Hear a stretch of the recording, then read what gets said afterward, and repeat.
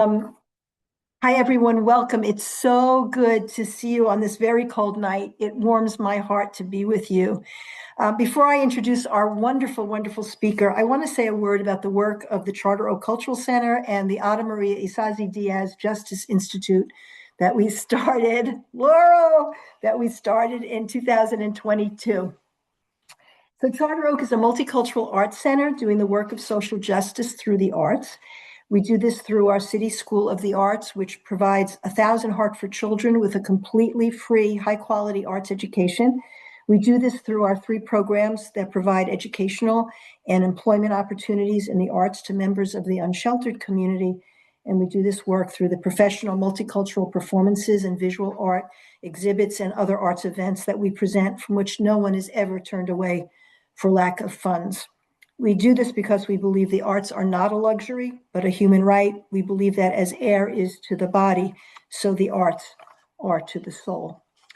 We have lots of exciting things coming up in 2026. This event is our last event of 2025. We have lots of exciting things also coming up in 2026. So please sign up for our e-blasts if you haven't signed up before.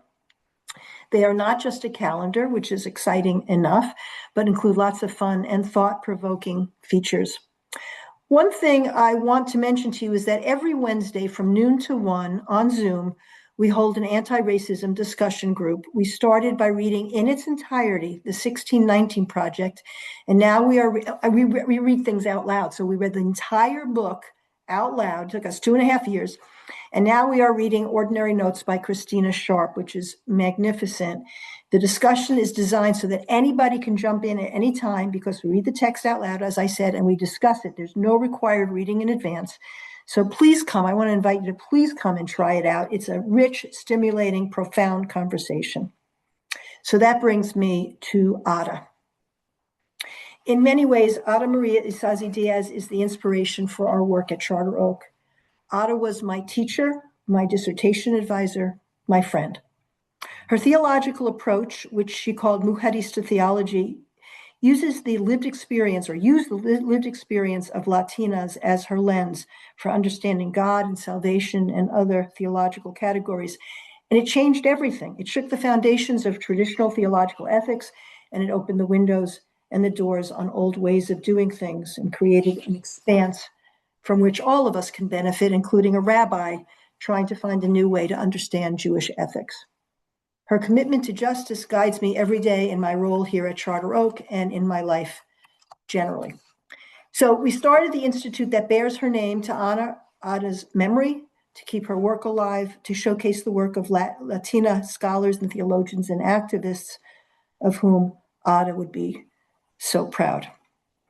As part of the Institute, we hold 2 lectures a year, a fall and a spring lecture, and in March, we will be presenting a play called Lo Cotidiano, which was an important concept in Ada's work, written by Sin Martinez, based on interviews with Latinas about their lives and experience. So stay tuned for more information about that. And that brings me to tonight's lecture, our fall lecture for 2025. It is my pleasure to tell you something about our marvelous speaker. Favianna Rodriguez is an interdisciplinary artist and cultural strategist. Her art and praxis address migration, reproductive justice, climate change, racial equity, and sexual freedom. Favianna's creative partnerships include institutions like Golden Gate National Parks Conservancy, Ben & Jerry's, Spotify, the UN Climate Summit, and Google. A strategy advisor to artists of all genres, Favianna is regarded as one of the leading thinkers and personalities uniting art, culture, and social impact.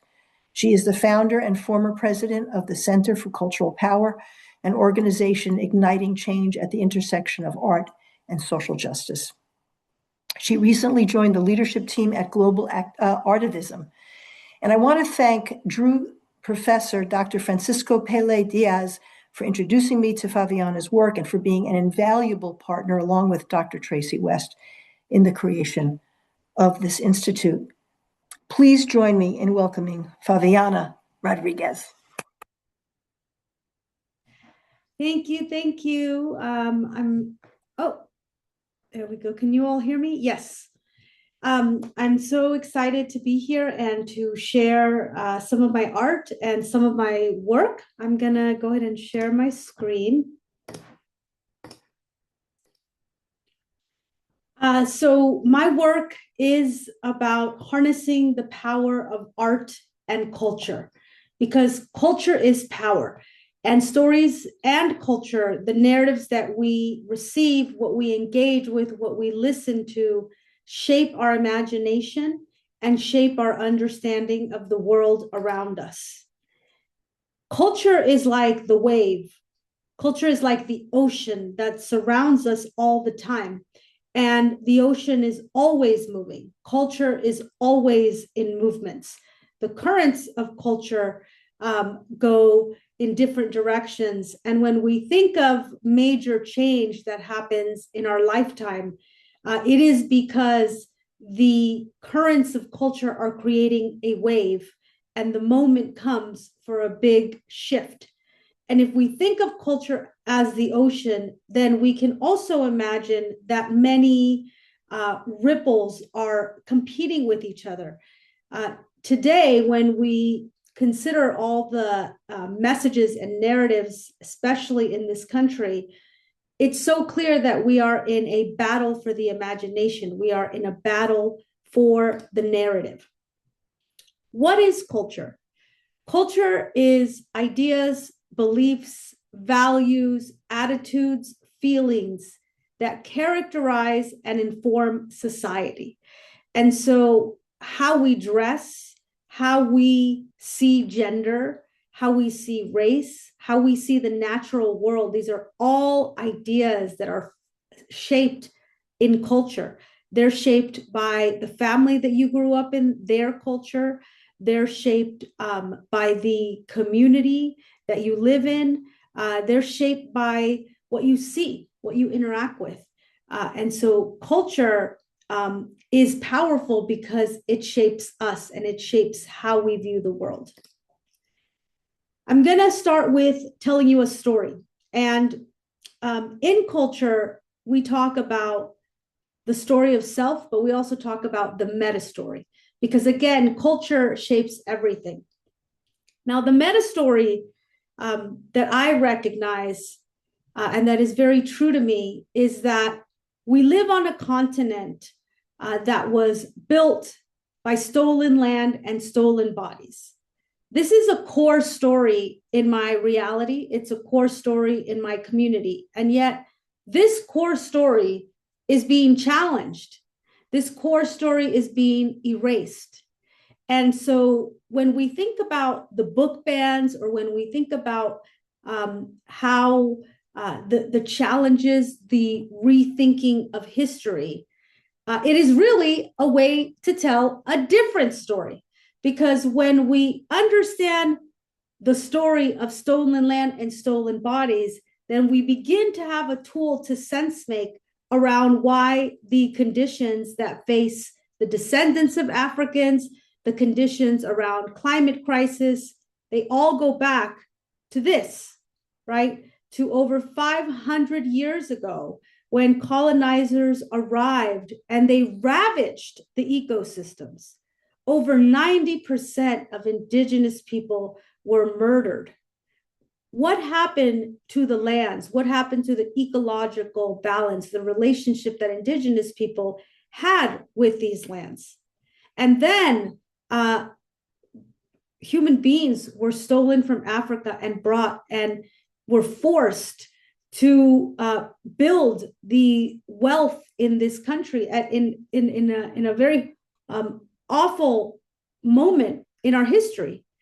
And today, I am the descendant of one of those people. My father was Afro-Peruvian. And when I think about what my family experienced, some of the things that were literally in their DNA, then it's important for me to acknowledge this story. I wouldn't know this story if it wasn't for books that told me this story.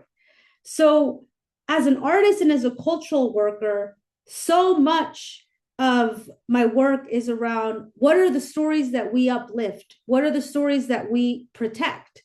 How do we pass those stories on? whether through music, through symbolism, poetry, writing. That is all the work of culture. You know, the kids of today, when they learn about this, they get politicized, right? They want to be involved in social movements because they learn about this. So culture is actually very, very powerful, because when we keep these stories alive, you also keep alive a way to never forget, and also to ensure that it will not happen again. So that is the macro story. The story of my life begins in Oakland, California, where I was born. I was born to two Peruvians, immigrants. My father was Afro-Peruvian. And I grew up during the era of the war on drugs. And at that time, Oakland was being ravaged by drugs that had been brought into our communities by the United States government. At the same time, you had a narrative, a story that began to take hold, which is that these Black and brown people were dangerous, that this thing called marijuana was an awful drug, and people needed to be put in cages, right? The war on drugs is a story that was created. That story turned into policies that affected many, many people. The stories of colonialism, the stories that are the backbone of racism, of sexism, all, when they continue to live, they continue to harm people. And so the stories that were circulating the culture was that Black and brown people were dangerous, that our communities didn't matter. And so I grew up not just in a community impacted by gangs and drugs, but also impacted by the fossil fuel industry, because a freeway ran through my community. And, you know, there's two freeways in Oakland. There's the 880 and the 580. And I live next to the one, I live in the flatlands, and I live next to a freeway.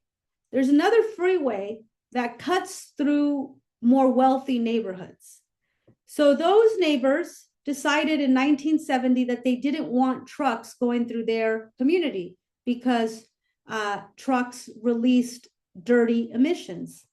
And as a result, the freeway in my neighborhood has double the emissions.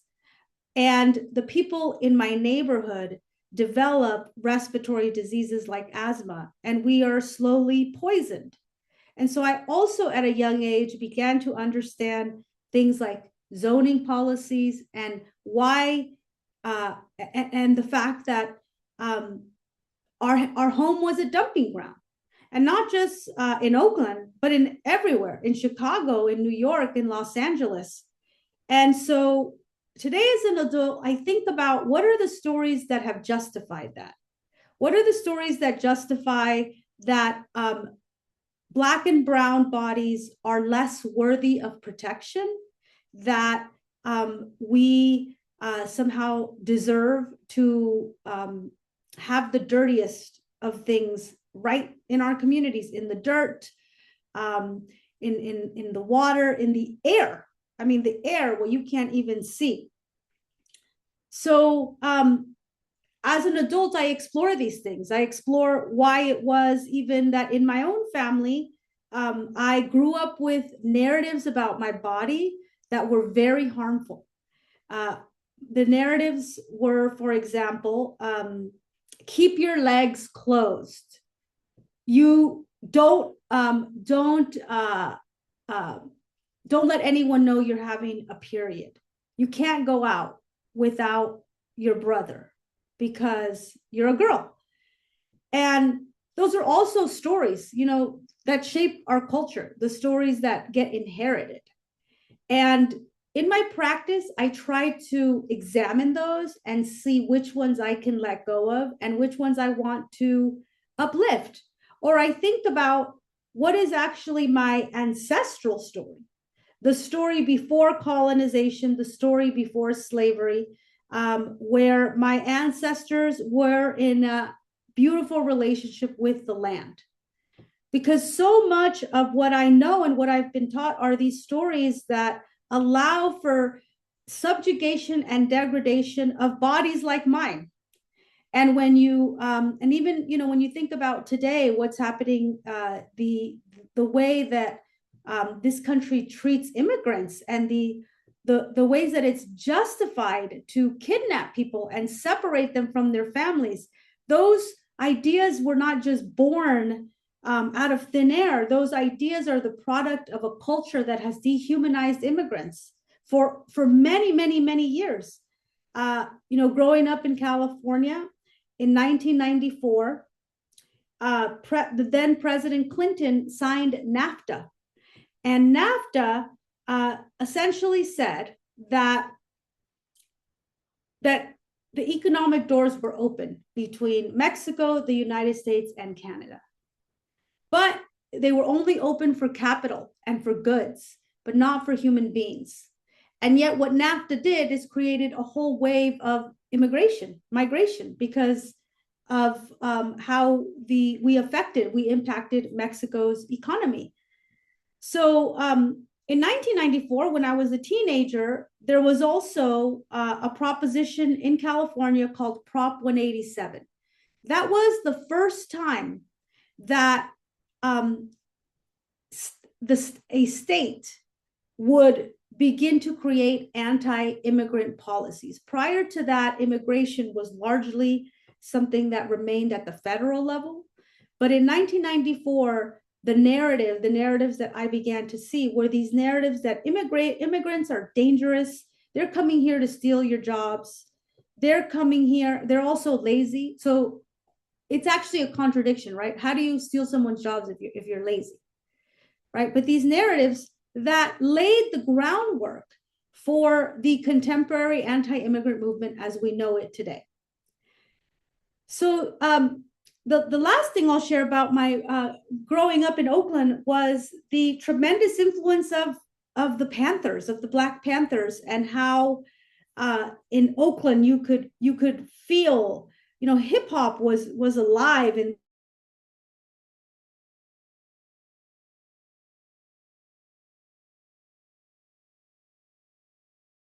Black power, the afros, the leather jackets, you know, the unapologetic art.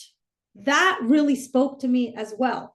And I knew as a kid that I wanted to fight back. I wanted to be like the Panthers.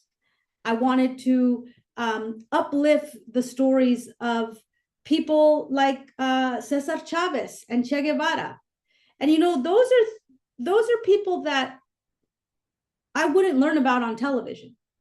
When I was growing up in the 80s, Dora the Explorer didn't exist yet. So there was no visibility of Latina people or Latinas or Latina kids. We were just didn't exist. And so I didn't really learn about my culture other than in a way that was very dehumanizing, right? Which is that people were essentially saying that my immigrant family didn't belong here. And I didn't belong here because I was their kid. So all of those things help me understand that culture shapes our worldview. Culture shapes how we see the world, and culture shapes policies. Today, I dedicate my work to building the power of culture, because social change happens in three realms. It happens in the realm of politics, culture, and economics, right? And the story that I just told you about Ronald Reagan, who was leading the war on drugs, right? There was a story that was created in the cultural space. You would see ads, you would see these narratives that then translated into the political space. So the narratives took hold, they were compelling, they activated people's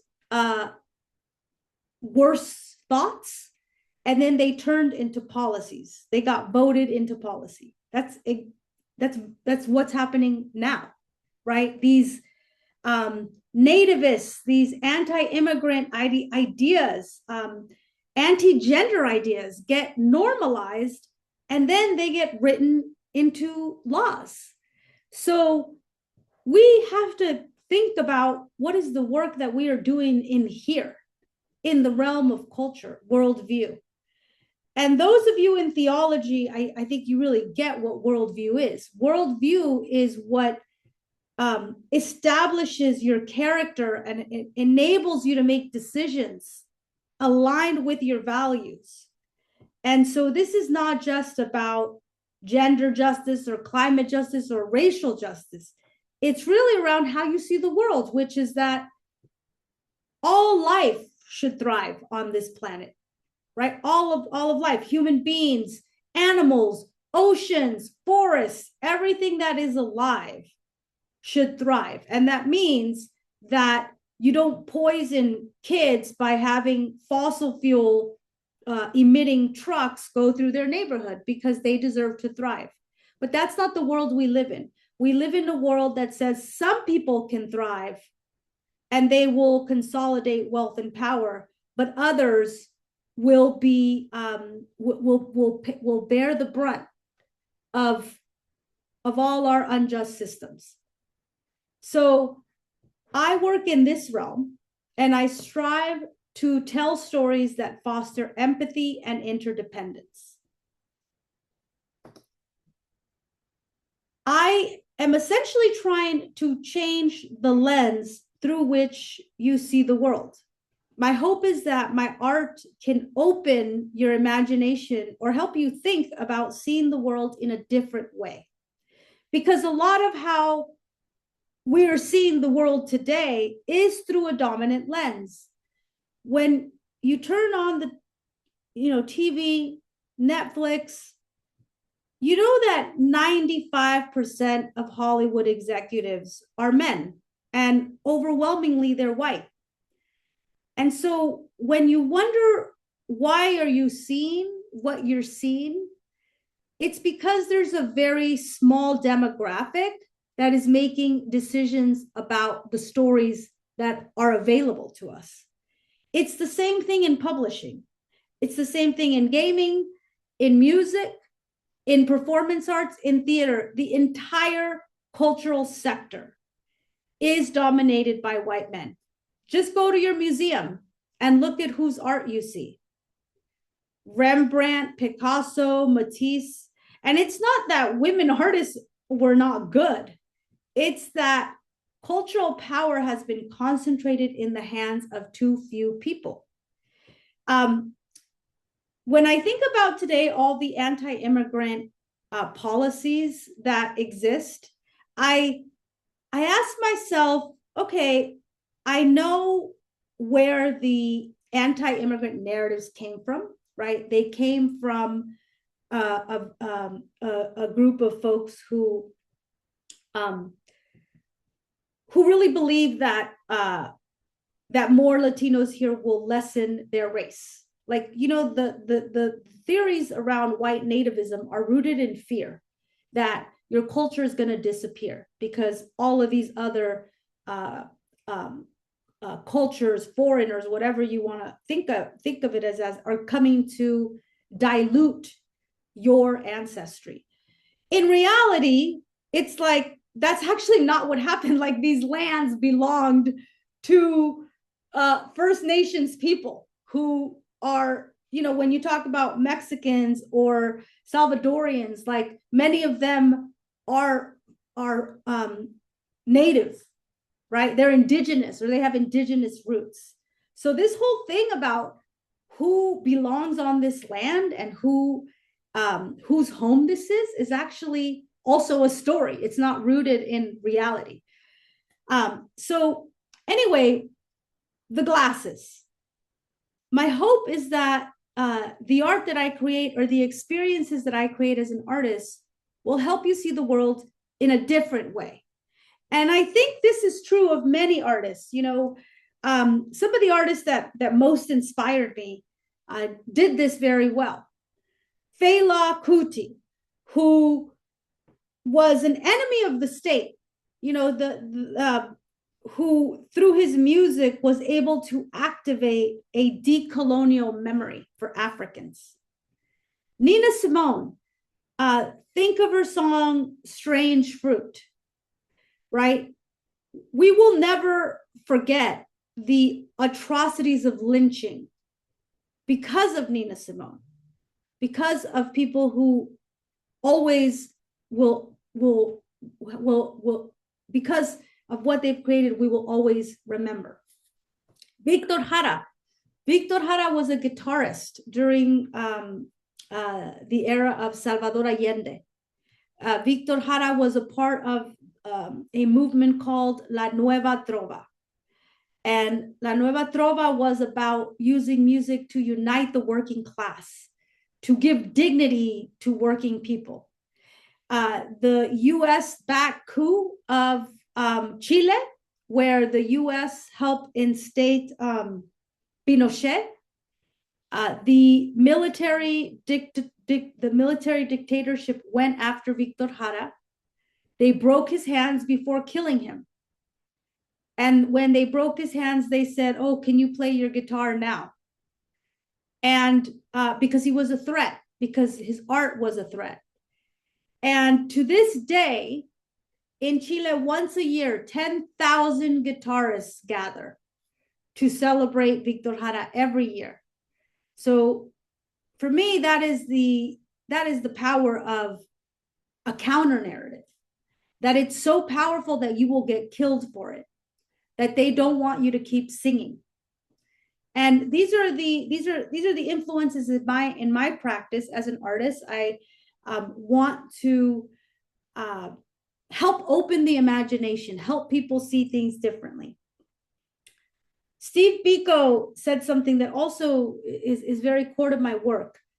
The most potent weapon in the hands of the oppressor is the mind of the oppressed. The stories we tell are powerful. They shape our minds. And I'm so grateful that I got to see art as a child that challenged the narrative that I was just, an invisible Latino kid. It was art that helped me see, oh, there's Frida Kahlo. Oh, there's things like murals. There is Nina Simone. There are all these artists who remind me of human dignity. And that helped free my mind. I believe that art and culture will open our minds. Music opens our minds. Film, right? When we see these really powerful films.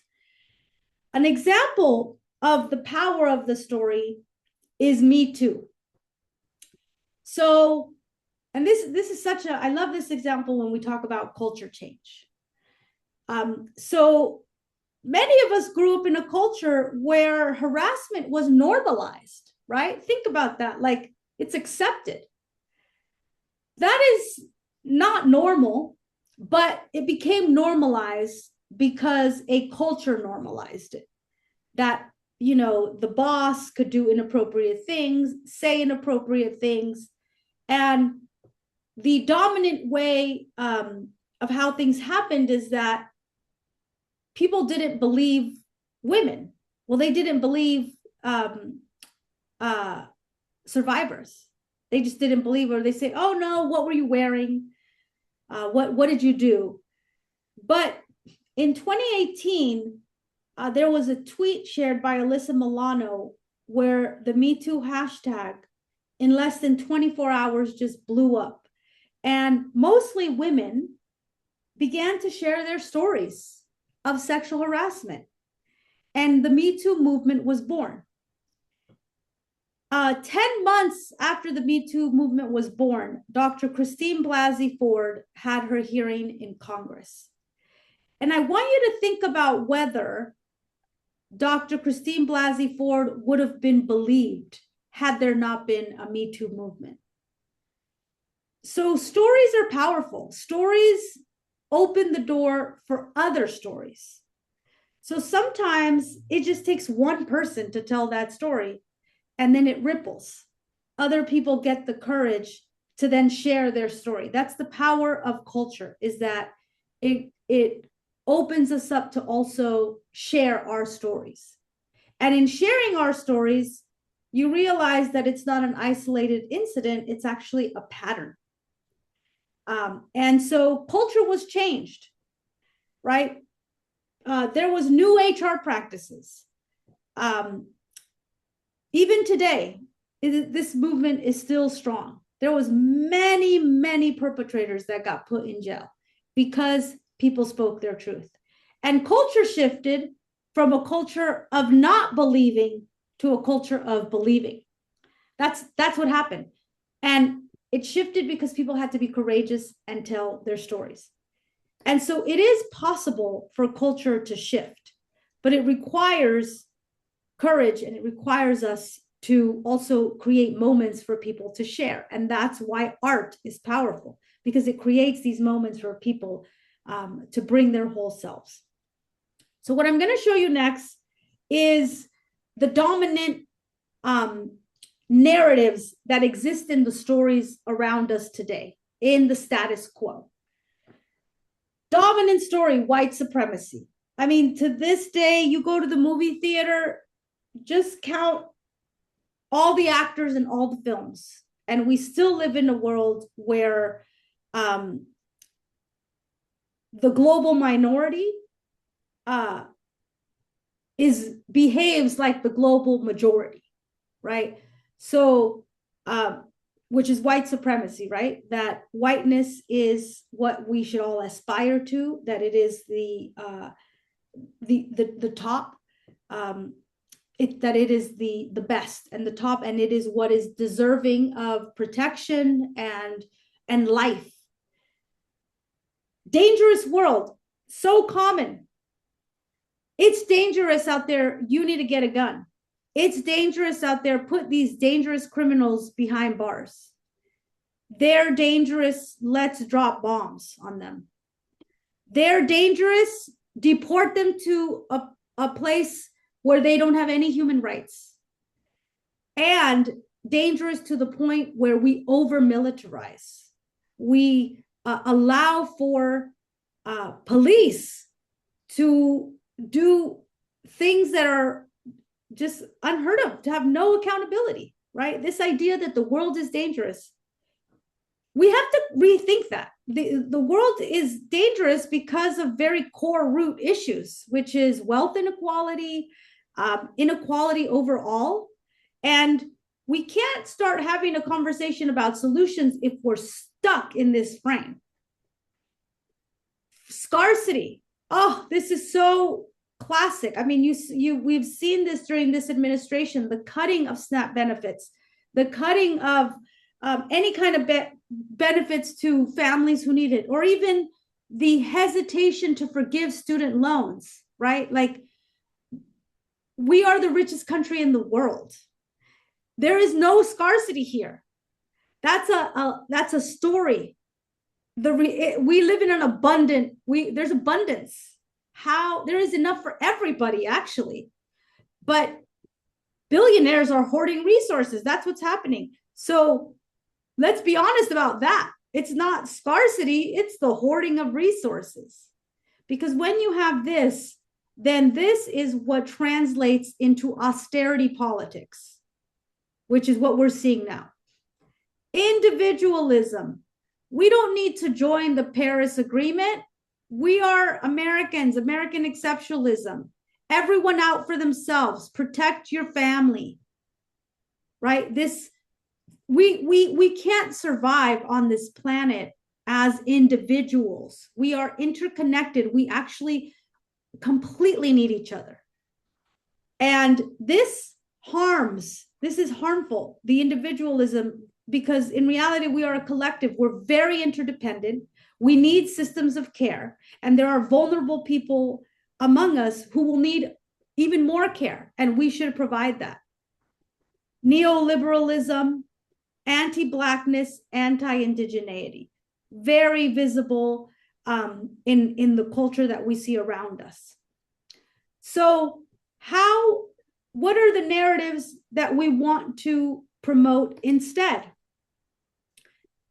Harmony, interdependence, right? Interdependence is the opposite of individualism. Biodiversity. Biodiversity, if we value biodiversity, then it means we protect animals, we protect oceans, we don't open them up for extraction, because doing that would harm our biodiverse world. Ancestral wisdom, right? Like, there are so indigenous people today protect most of the world's biodiversity. So we need indigenous wisdom to help us in the age of climate crisis.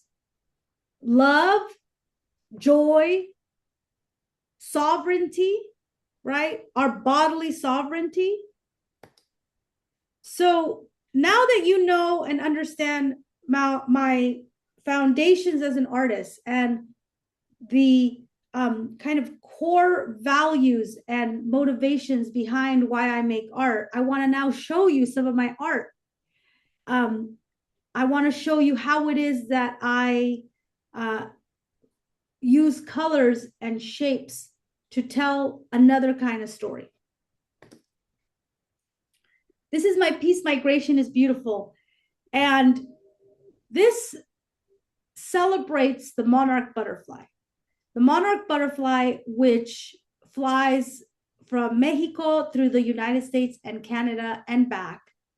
And when the butterfly crosses borders, they don't ask the butterfly for its passport, because nature doesn't have borders.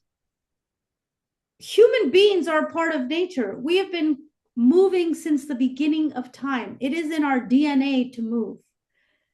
And I wanted to remind everyone that migration is beautiful. It's a beautiful thing for migration to happen.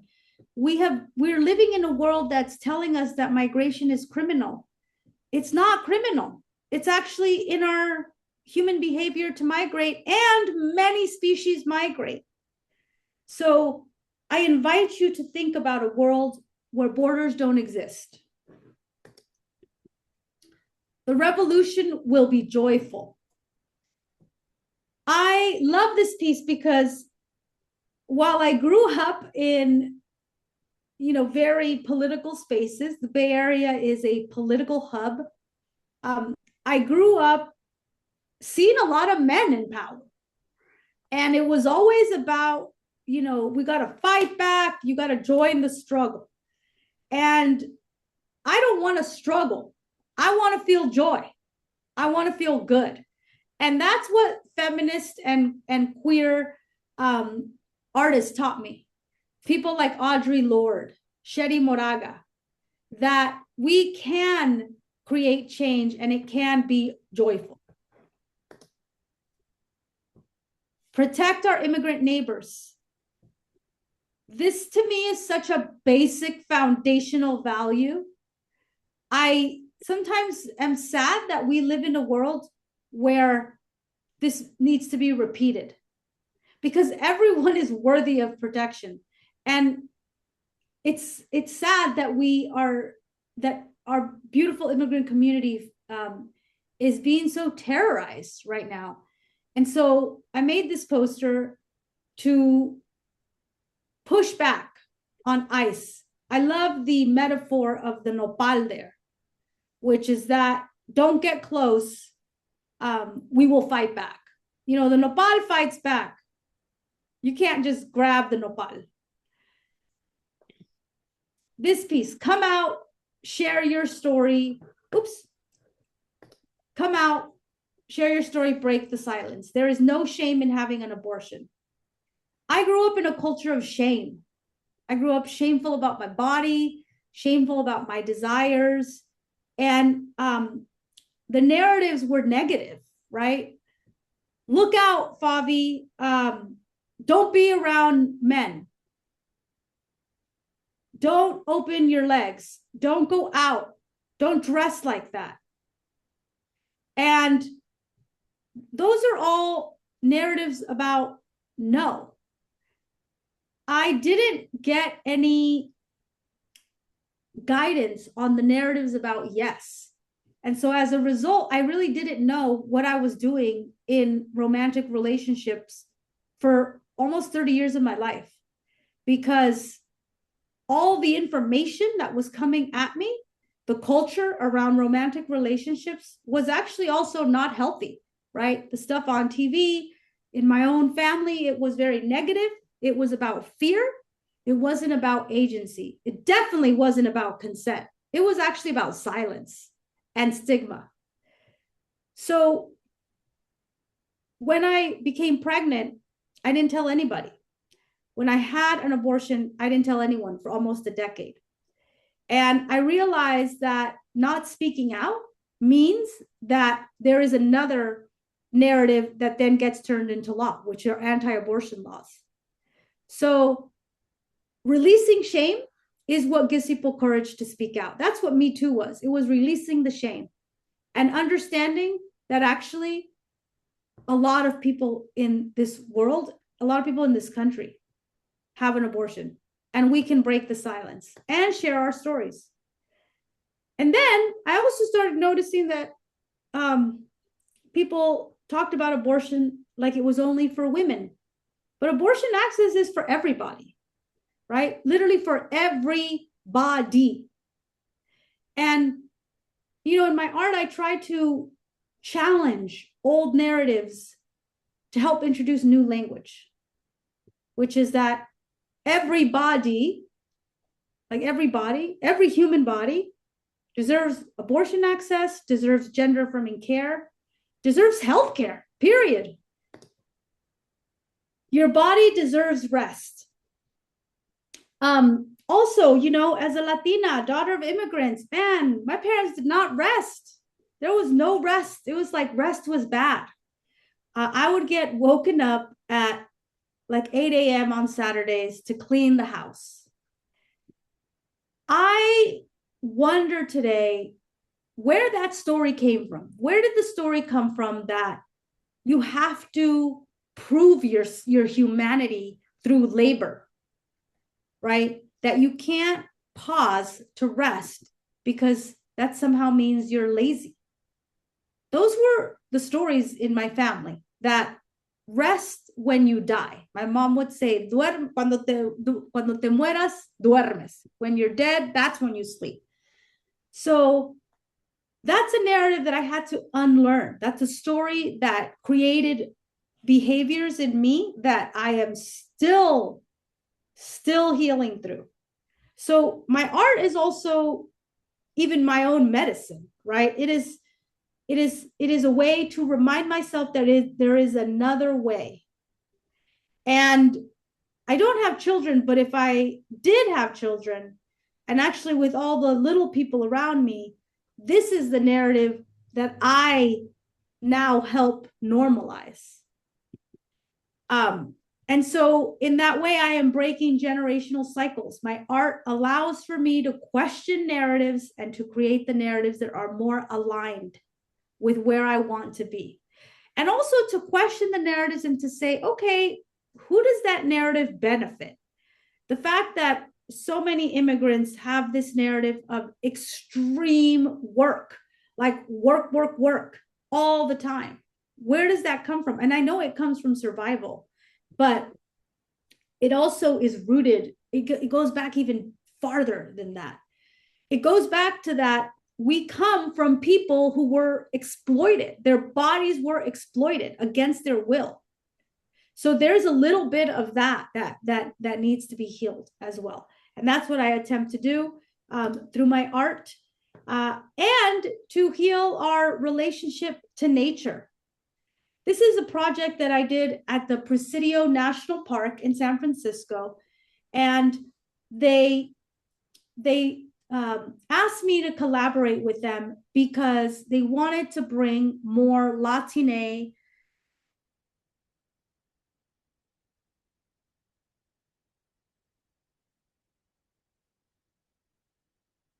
that they needed some color.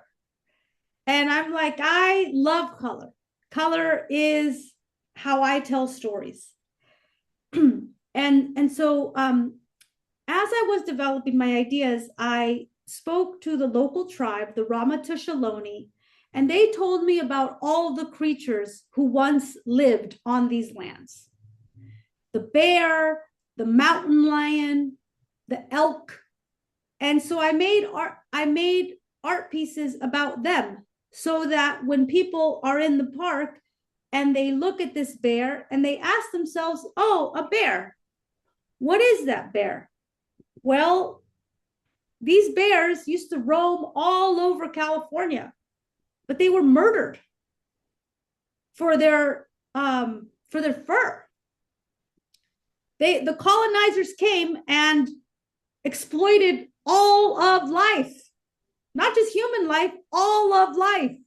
The beavers, the otters, the bears, the birds.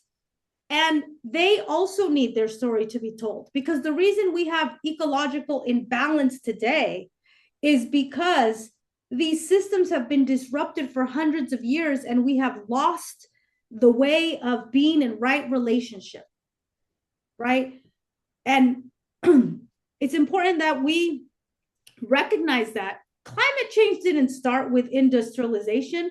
Climate change is also the product of colonization. It is the product of destroying ecological systems, destroying the ways of knowing, bringing in invasive species, destroying the local biodiversity, like the bison who used to roam these lands.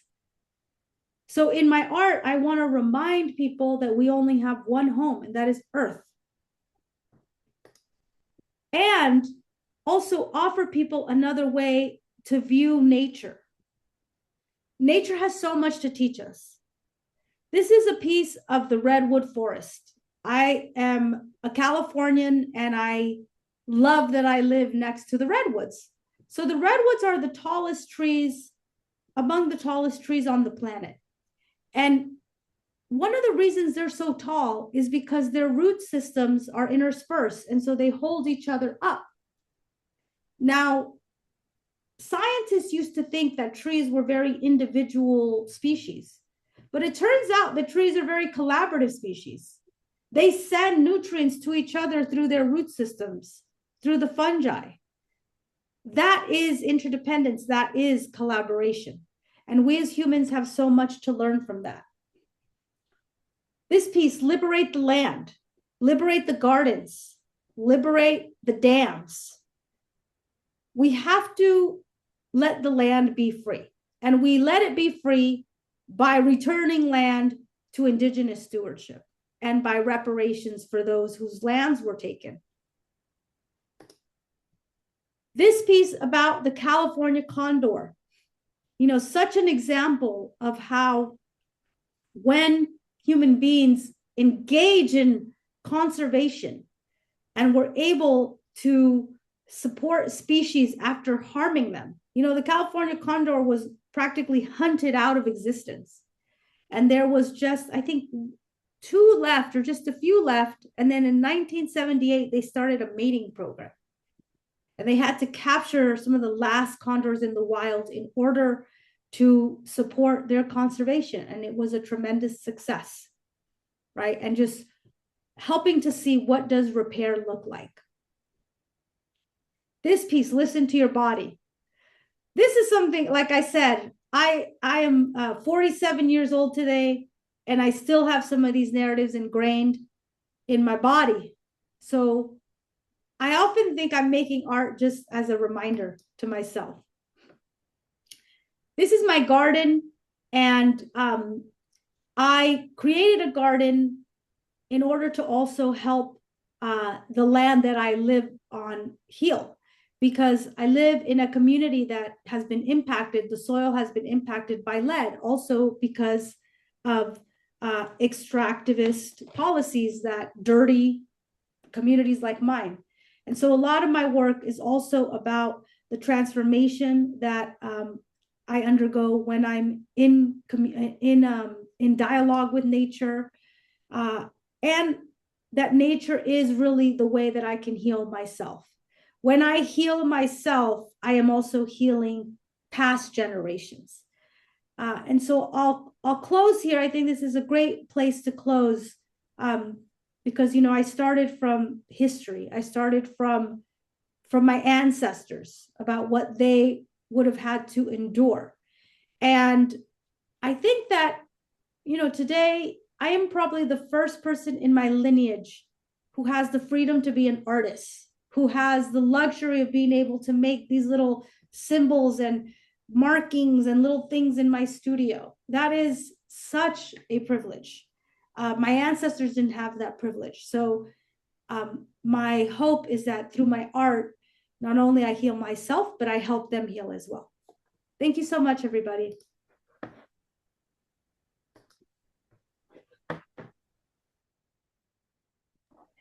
It was so marvelous. Thank you so much, Favianna, for your work, for your words, for your perspective. Oh my God, I'm just blown away. And is it true that today is your birthday? Oh, no. Today's not my birthday. Oh, okay. I was going to say, wow, whenever it is, we're very happy and grateful that you were born. Thank you. Yeah, your contribution to changing the narrative, which is so important for us all to remember. We're going to open it up now because we can live these things, these stories as truth. And really what you're saying is they're not, and we have the power to change the story. Yes. So we're going to open everything up to everybody's questions, and you have two options. You can write in the chat if you'd rather do that than speak, or you could raise your hand and speak. Does anybody have any questions for Favianna or any comments? Eric. Hello, everyone. This is fabulous. I was wondering, do you have a website, or is there, a means of connecting with you and buying your art potentially? Yes, totally. I'll put them in the chat. Please, yeah, it's always awesome when people buy my art. And then, so that's my shop. And then the second link has my archive. So I've been making art for over 25 years. I have almost over 2,000 works of art, and you can see my whole history on the second link. Fantastic. Thank you so much. Thank you. Thanks, Eric.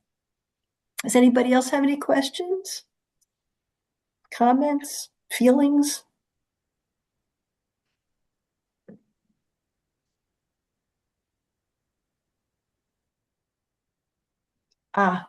Althea. Yes, thank you. Thank you for your presentation, Favianna Rodriguez. I'm from the Caribbean, Jamaica in particular, and the arts have been incredibly important to us for different reasons than in the United States, and similar ones too, but been very important politically, economically, and in terms of the development of, I might use not only development, but the healing of wounds residual to the colonial period, and wounds that were about the psychical separation of ourselves, especially from our African ancestry. So a lot of the artistic movement has been about that kind of healing, the recovery and promotion of the Caribbean self, and indeed the liberation and redemption of a people by attention as an act of resistance to the colonial imprimatur.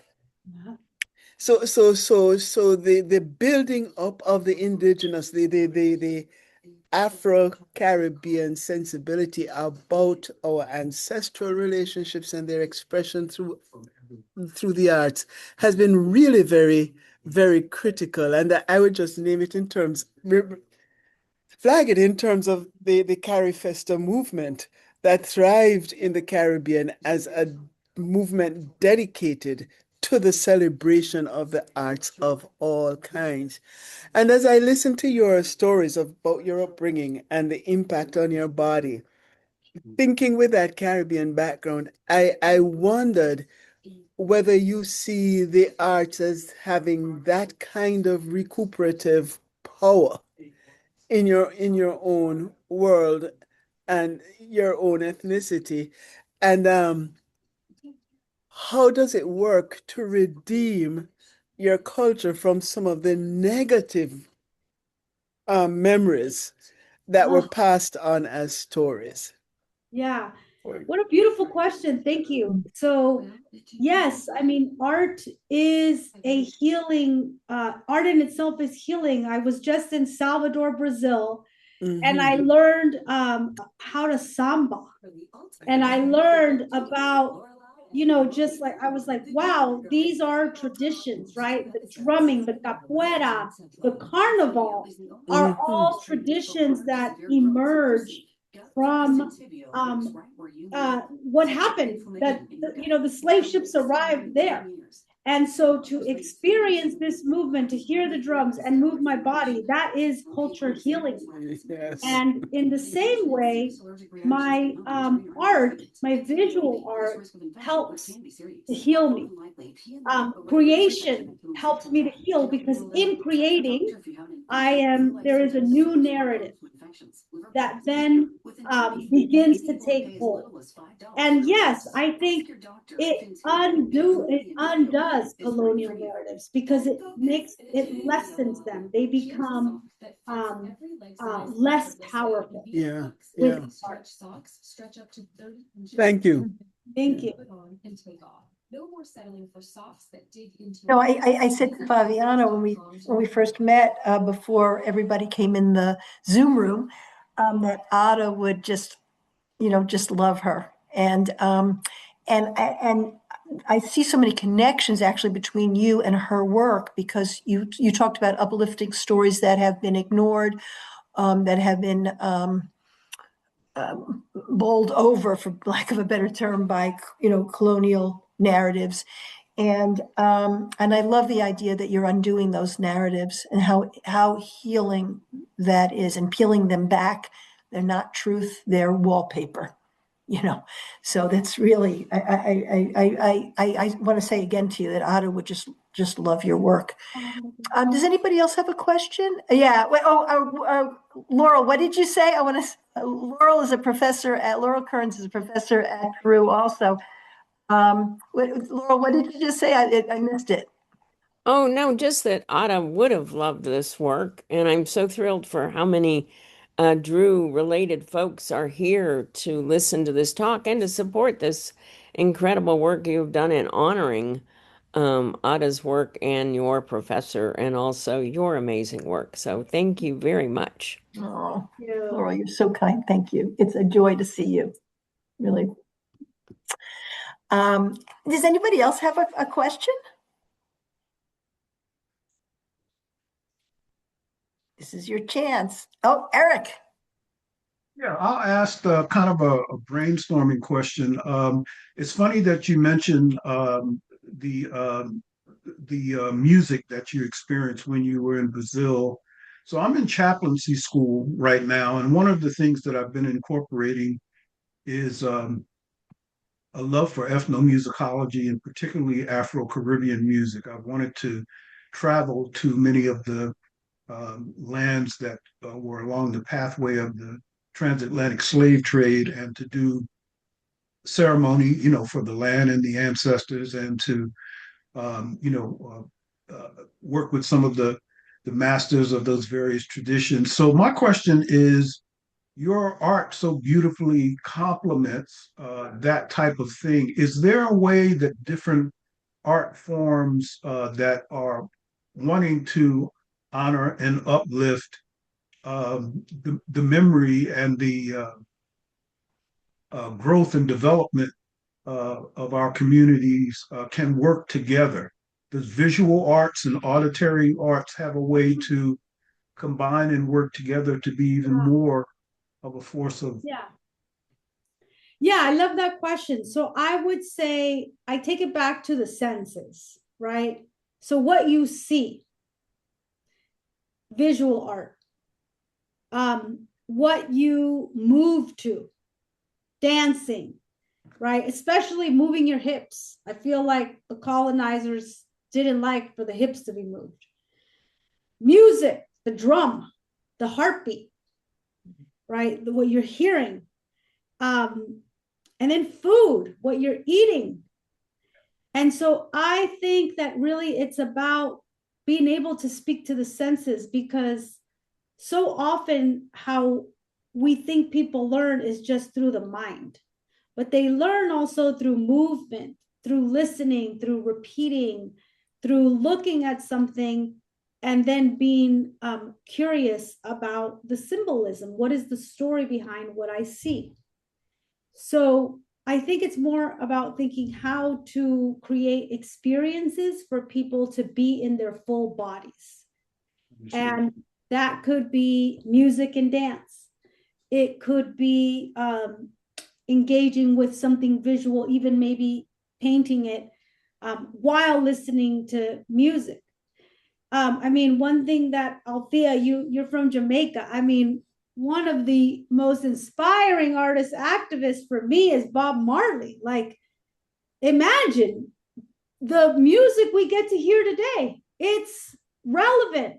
The song War, right? So relevant today. And that's why I am just like, wow, these artists, they are timeless. They have so much truth to tell. I mean, Bob Marley helped unite Jamaica, right? Like, that's song culture uniting what was the internal conflicts that were happening. And I was getting excited as you talked about movement, because pedagogically, I think it should be incorporated into our teaching, our work, our assessments, everything. And there's a little known Jamaican dance school called Acadco, and they have been dedicated to teaching not only Jamaican style dancing, but capturing what they can of African tribal dances and teaching it in their school and in their training as a way of doing that memory recovery. And I was excited by your samba, and I'm going to stop, but I'm excited by what you're saying. Thank you so much. Thank you. Can I see a show of hands? How many people here are connected to Drew? I am. I'm a graduate. Oh, Laurel, that's great. That's great. Francisco was here. Are you on the faculty? Are you on the faculty? Yeah. What do you teach? Of the field school. Oh, okay. Field school faculty. Yeah. Oh, that's terrific. Okay, that's great. And Donna, I saw four or five current students. Our theological librarian sent it out to everybody. And then I sent it out to all of RNS, which is Religion and Society. So yes, RNS, yes. Yeah. Oh, and there was one more, Francisco. Well, yes. He's on Francisco, faculty. He was there. Yeah. Oh, that's really great. That's really great. Anybody else have anything? You know, and Favianna just said something. She said a million things that are important, but she said that you know, we don't just think with our brains. You know, and so if you want to share anything about how you're even just feeling, like how do you feel in the presence of this amazing woman, in the presence of this beautiful community we formed tonight? Does anybody have anything they want to share about how their heart feels?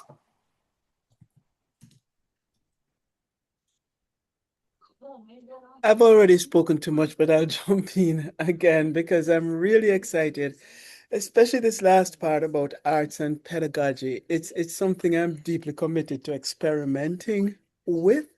The dance, the body, but also poetry, painting, sculpting. How does that enter as ways of expressing what students, more than just an expression of what they have learned, but also a site for producing new knowledge and learning as well. So I'm just happy to hear that coming into the conversation. Thank you so very much. You know, Althea, I'm thinking too that you know, we have 1,000 students in our City School of the Arts. As I mentioned in my opening remarks, it's completely free. The instruction's free, the materials are free, the instruments are free, everything is free for, you know, for Hartford kids. And it is, you know, in terms of what Favianna has been presenting to us, it occurs to me even more starkly that cutting the budget cuts to the arts is by design or by design. Absolutely. That there's, you've just filled my heart. I think everybody's heart, if I can speak for everybody, with the importance of the arts and the importance of undermining the dominant narrative and how the arts play such an important role. And then, let's cut all the budgets. Let's not have these kids have art. And of course, suburban kids can afford, and I'm making a generalization here, but wealthier kids can afford to have, but kids who are struggling under our oppressive system then do not have exposure. And that's why Charter Oak does what it does to make sure that doesn't happen, that kids can have that experience too. But it just seems that much, I feel more inspired about my own work. Thank you for that too. Anybody else want to share about how they're feeling before we say goodnight? Jen? Yeah, I just wanted to thank you for your presentation, and it was just to have you kind of just go through some history and just some things for people to look at and then want to kind of examine more. But your work also is so it's just beautiful, and so it feels joyous and hopeful, and that feels like manna in a time like this where we can feel just oppressed with all the terrible things that are happening. I did want to ask you something, Donna. Is there time for a question? Sure. Okay. And I'm not sure really how to phrase it, but it really stuck with me when you said that, like white nativism is rooted in fear, and how much is rooted in fear right now. And I just wondered if you had any thoughts about that in terms of, do you think about that when you're doing your artwork? And it feels like it's so hard to get in there Yeah, so I mean, right now, even like the social media companies know that fear is very lucrative, and anger. And so it is being right now weaponized as a way to get people to be extreme. And I know that art can activate all the emotions. It could activate fear, and it could also activate joy. It could activate understanding, empathy. And I want to activate empathy. I think being stuck in a place of fear is harmful to you. And then people make poor decisions when they're angry or fearful. And so it benefits, like in order for people in power to do what they're going to do, like cut your healthcare, enrich themselves, they have to divide people. They have to distract people by saying, oh, just blame those trans people or blame those immigrants, when in reality, they're consolidating wealth and they're getting rich, and they don't care about everyday human beings. And so I want to wake people up, and I want them to see, you don't have to hate this immigrant. Actually, this immigrant is like you. Like, they want a place to live. They want to raise their kids free from fear. And so I think that culture and art can activate all the emotions, and it's about which ones we want to activate, because sometimes we do need to go into our grief space. Sometimes we do need to get angry, but it has to be in a way that helps move us towards a more just world. And that's what I strive for, is for the art to help shift our imaginations so that we can then change the world. Thank you. Yeah, that's really great. That was really great. I'm very interested in the connection between psychotherapy and the arts. And in psychotherapy, one of the things that you're trying to do is help people understand that the negative messages they received in their families were not the truth. They were imposed based on the wounding of the person who's imposing these negative messages. And this is kind of like the macro version of that micro version. This is saying, no, these negative messages are not the truth. So I feel like we got an IV of hope tonight. It's very rare. I cannot thank you enough. Favianna, you are a gift. You have given us such a gift. Bless you for your beautiful work in the world and for what you've done for us tonight. I can't think of a better way to be in the holiday season than what you have given us tonight. Thank atmosphere. you so much. Okay, Yeah. thank you. Nice to meet everyone. Thank you, everybody. you. Thank you, everybody. Thank you Thanks so for being much. here. Yeah. Bye-bye.